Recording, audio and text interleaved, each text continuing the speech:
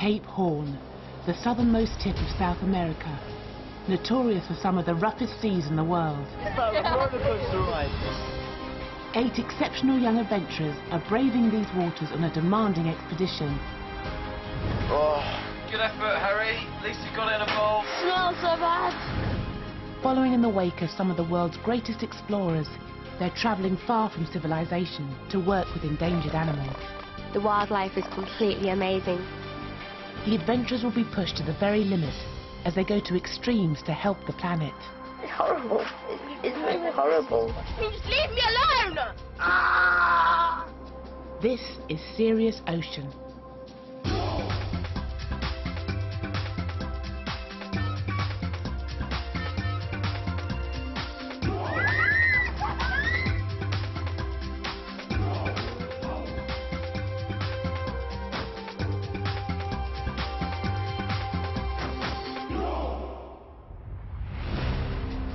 Coming up, napping on night watch.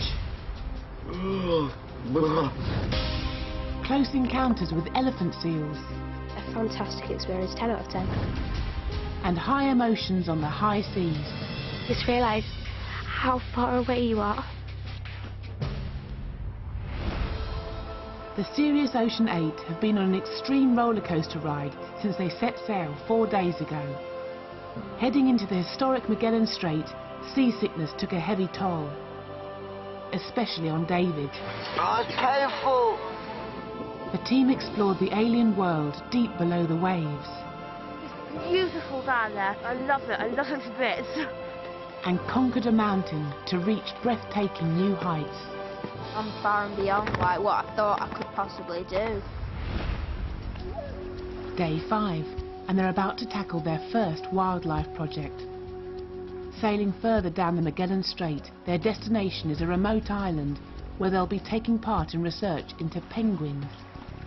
James Island is a breeding site for Magellanic penguins, and as a protected habitat, few people have ever set foot here. Serious Ocean has got special permission to work on the island with scientists, carrying out a survey of penguin numbers to see if the population is healthy. Just one at a time, guys. It's very slippy. Hold on, David, give me a hand. Okay. Oh, there's one standing! There's one there. Most of the penguins on the island are actually quite difficult to spot, as they're hidden in burrows.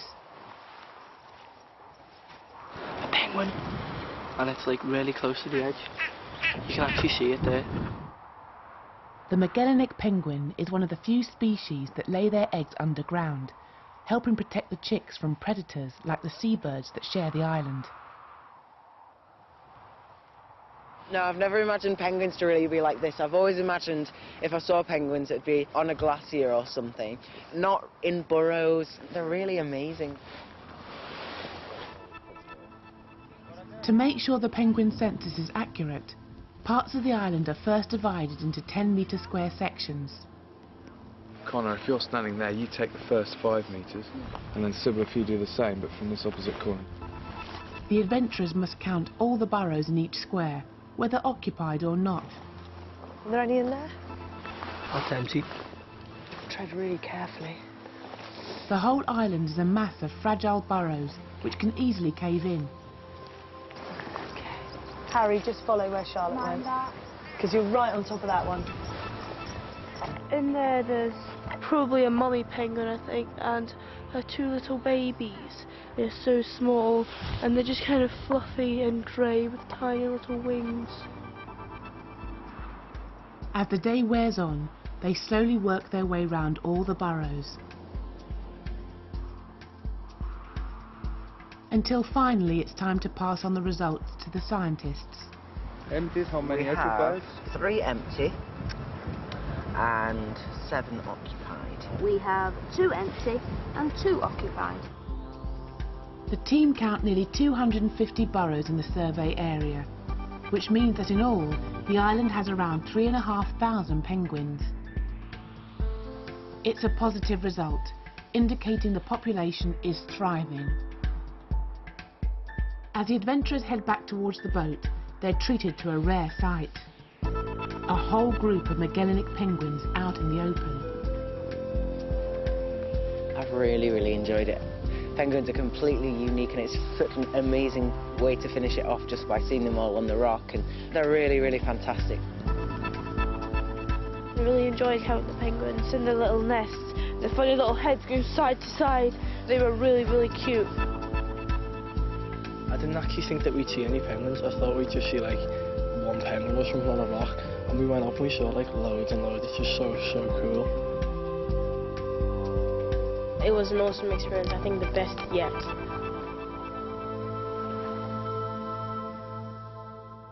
It's after 9 in the evening when the adventurers finally return to the boat. Little do they know their day is far from over. To make the distances they need on the voyage, they're about to begin sailing round the clock. Expedition leader Ben briefs the team. Well, we need to sail for the next probably day and a half to reach where we need to get. So we need to sail through the night tonight, through the day tomorrow to get to where we need to be. And so we need to introduce the watch system through the night. You guys are going to be responsible for the running of the boat 24 hours a day, all the way through. Ben told us that we were starting night watch tonight. I just really want to go to sleep. I haven't slept for 2 days straight, and I've been working, and I feel ill. And on top of everything else, I've got night watch. Yay. They hit this bombshell on us that tonight night watch was beginning. None of us are particularly looking forward to it at all, especially not me, because I'm with David. And David has to be the biggest sloth creature in the entire universe. I'm actually really worried, and I'm with David, the throwing up king, who's always sleeping, so I'm not looking forward to it. I think it's going to be really hard, and I want to go to sleep. It's going to be exciting, isn't it?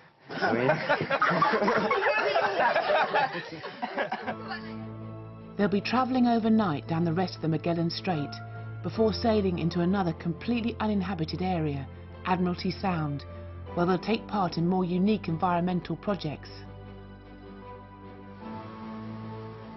It's after midnight as they set sail into the darkness. The adventurers will work in 2 teams, 4 hours on and 4 hours off, which means their sleep will be constantly interrupted. Look back to the left, let the wheel go free. Go round to the left. It's so much harder than it is in the daytime. Night sailing takes great concentration, relying on the ship's compass and charts of the area to navigate safely through the dangerous waters. And it's a constant struggle for the adventurers to stay alert. One of the expedition leaders is on deck throughout each shift to check everything is done safely. You just got to understand it's very dangerous to sleep.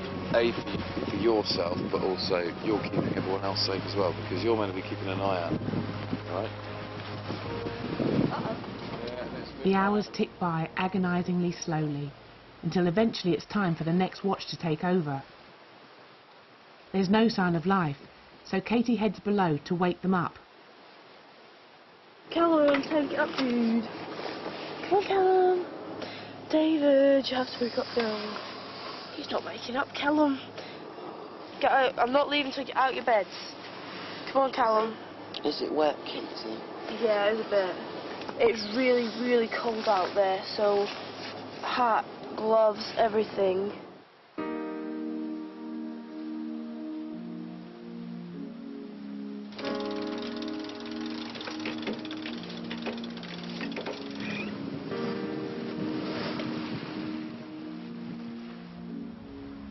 By dawn, they're all suffering the effects of broken sleep. And David is struggling more than most. David had a hand on the wheel, and he literally, it was just, I'm not kidding you, he just goes, whoa. I mean, completely, his eyes just rolled back in his head and he just leant back. He had fallen asleep at the wheel.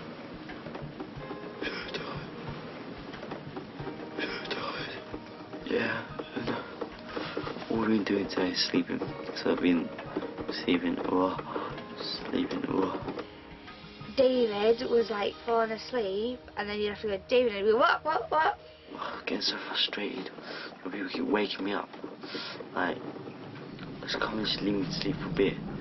David, don't tell me we're not asleep. honestly, all he does is sleep. He's like a big lump, and he could be pulling his weight a lot more, and he really isn't. And in that respect, I'm quite annoyed. Do you want to do your impression? Oh yeah, my impression of David. You're doing it wrong. It's this. I'm the most energetic person on this whole trip. I've never heard such rubbish. Oh no, Boo, we're about to crash. It'd be bad and As the morning wears on, the rest of the team continue to take the mickey. I am the most energetic person on this trip. I am the most energetic. It may be light-hearted, but it's making David feel isolated from the team. Starting to get really upset. I haven't been in the group a lot. I've been like pushed out of it quite a lot. After their night sail, the adventurers are making good progress, entering Admiralty Sound around lunchtime. Their destination is Bay Ainsworth, a remote inlet which is home to a rare colony of elephant seals. As they sail across the Sound, they hit their next spell of heavy weather. But most of the team are at last getting their sea legs.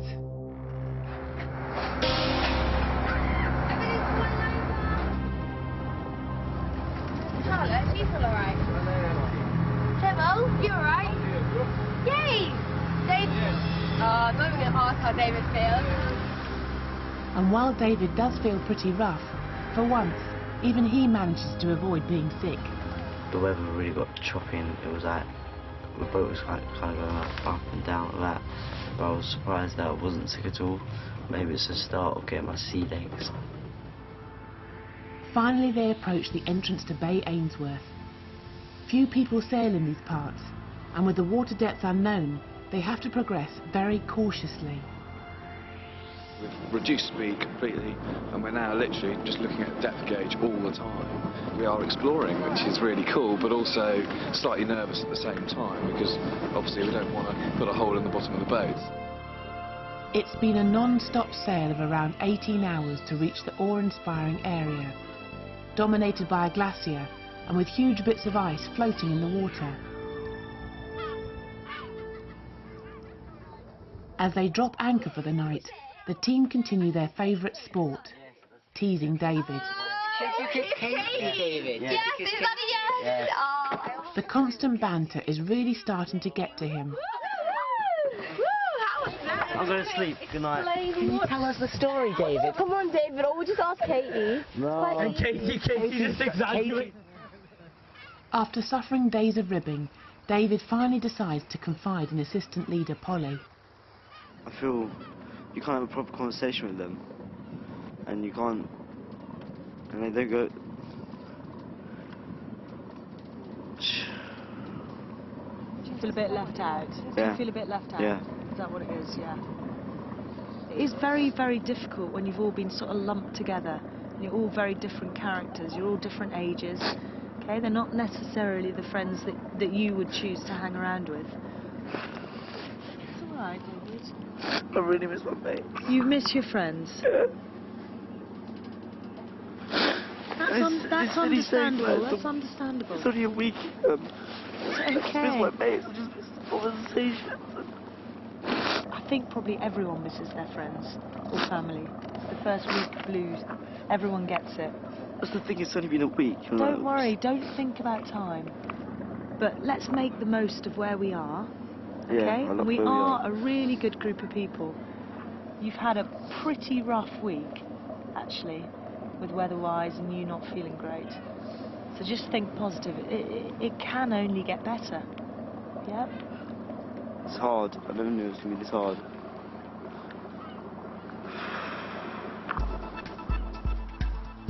Today, the team are learning how to climb safely up the mast to the crow's nest. Whoa, this is quite scary. 15 metres above the deck, it feels very unstable, especially as the boat rocks in the water. Imagine this in a rough sea. No way. The crow's nest will be used as a lookout to spot sea mammals like whales and dolphins during the voyage. Really wobbly. But even while anchored, Some, like Robyn, are finding it quite a challenge. Really windy. I know. It's all right. You're almost there. Just hold on. It really doesn't feel very stable. Yeah, as long as you're clipped on, you're absolutely fine.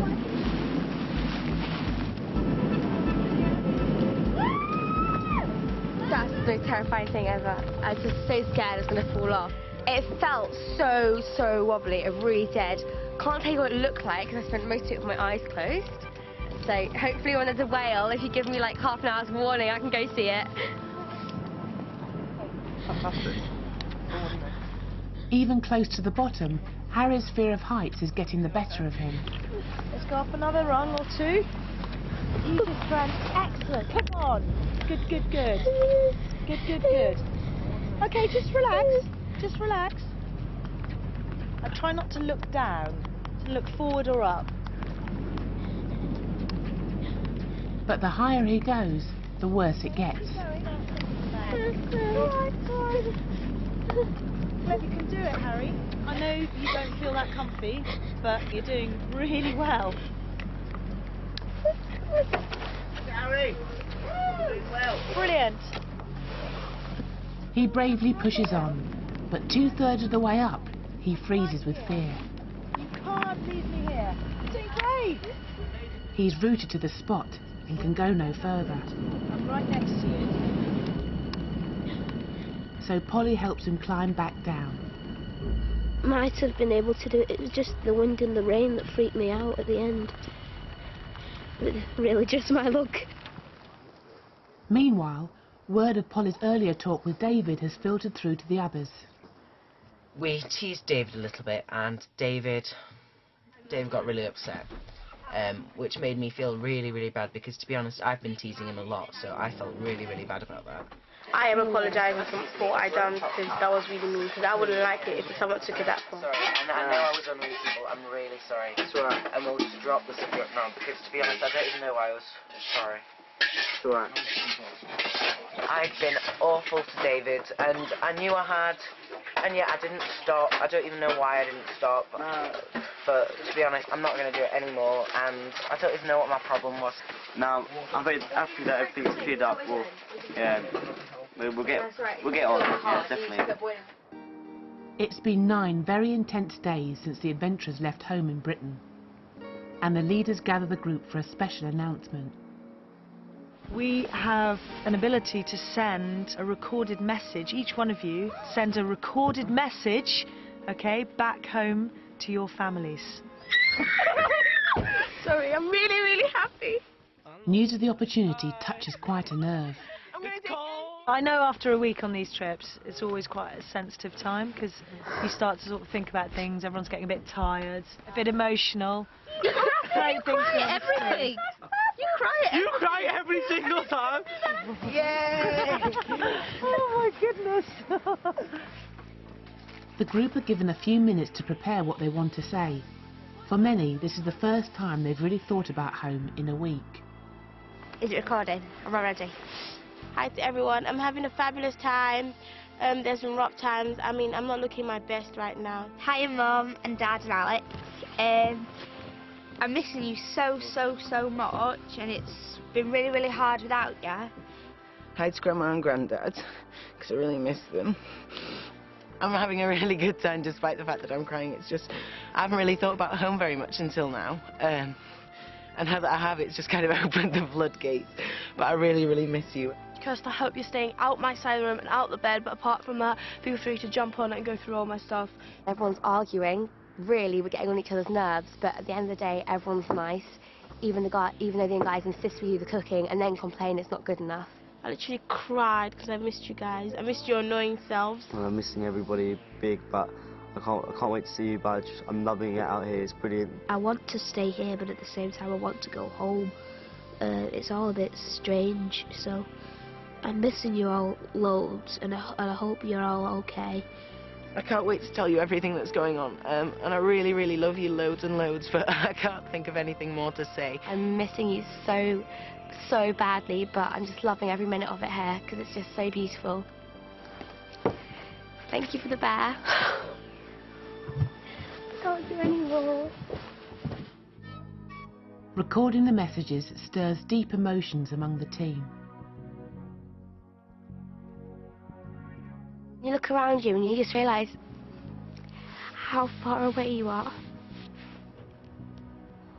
And my sister, I argue with her so much, but I'm missing her really badly.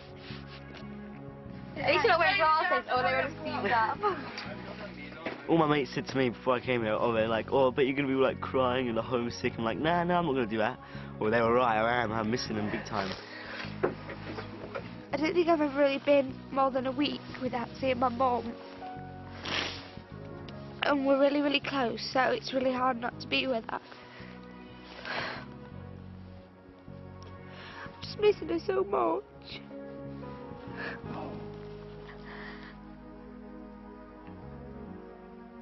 The adventurers have come to Bay Ainsworth for a very special environmental project. The bay is home to the only elephant seal breeding site in Chile.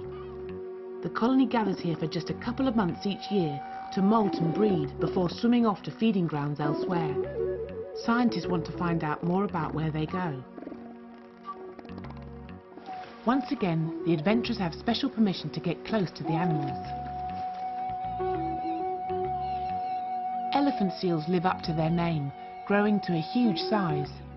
Adult males can weigh over 2 tons, the same as about 25 human adults, so they must be approached with extreme caution. Elephant seals are generally fairly placid, but don't particularly like people running about, making large noises, quick movement, all that kind of stuff. So we need to be very careful when we're moving around. It's considered movement. It's not jerking, running, or anything like that. It's very slow and deliberate. You can talk, no worries at all, but just not giggling, shrieking, or anything like that. Elephant seal expert Jason leads the way towards the massive creatures. They get closer than any of the adventurers imagined.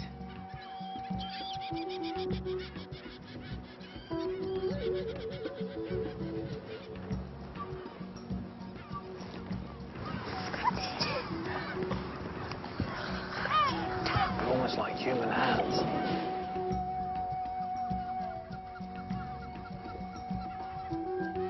They are massive and they've got the most gorgeous eyes ever. They're literally like that big. They're really beautiful.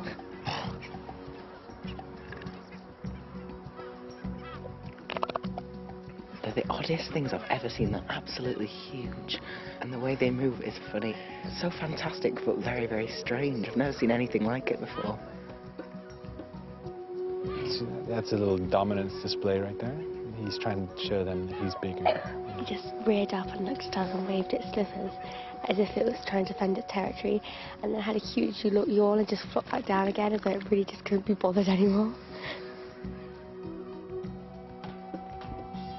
You see his chest moving. That's his heartbeat. You see that? Boom, boom, boom, boom. How big's his heart? I I reckon their heart's probably about this big. Whoa. They have much more blood than we do in their bodies. How deep can they go? We've recorded a dive on a female that's down to 2,000 meters. But the team aren't just here to observe. The scientists want to tag some of the younger seals to show that they come from this colony. You see that gray seal over there, up in the grass? We're going to try and put a flipper tag on that seal. But in order to do it safely, Jordy and I will try and slip this bag over the seal's head and then hold him so he can't move. Animals from this region receive a green flipper tag and also a yellow flipper tag like that, and that shows that they were born here. So 2 of you are going to help Jorge put the tag into the flipper, and you'll have to spread the flipper apart so the webbing is exposed, and then he can clip the tag in there. I'm quite excited, but it could go wrong, so I'm also a little bit nervous. The scientists approach the seal from behind so as not to scare it. Then the critical moment, getting the bag over its head.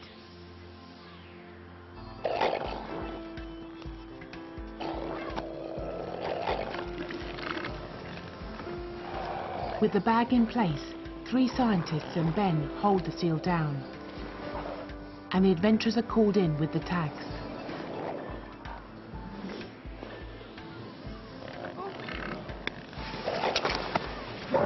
Although it's a shock for the seal, any discomfort is short-lived.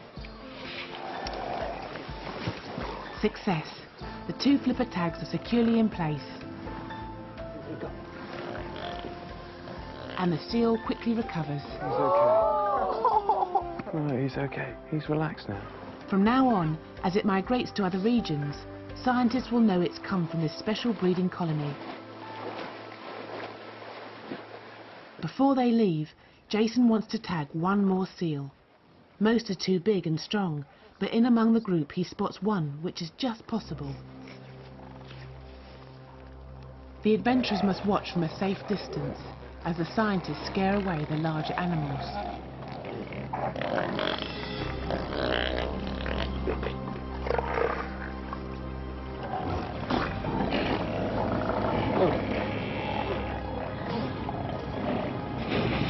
You have to bring the lower part down.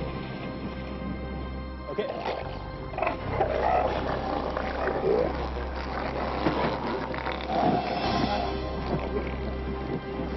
Keep the ropes taut. With the mighty seal secured, the team are given the all clear to approach.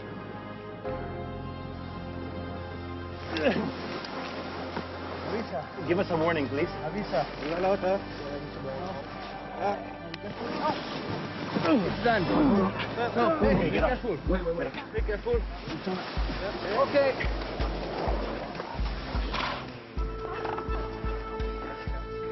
He was strong, wasn't he? Stronger than Yeah. Well done. It was quite scary. The animal is absolutely huge and really, really strong. Working with such amazing, powerful creatures has left a lasting impression on the whole team. You're so close to something so big that you just wouldn't usually get close to. A fantastic experience, 10 out of 10. It's been amazing being with these seals so close to them because they are just absolutely massive. The eyes are so beautiful and this flipper that I touched, it was so soft and really, really warm. So yeah, that was really nice as well. I can't get over how massive the elephant seals are. They roll about like a kind of worm down the water, and when they get into the water they kind of like torpedo off. It's really great. This has been the best experience of the whole expedition so far.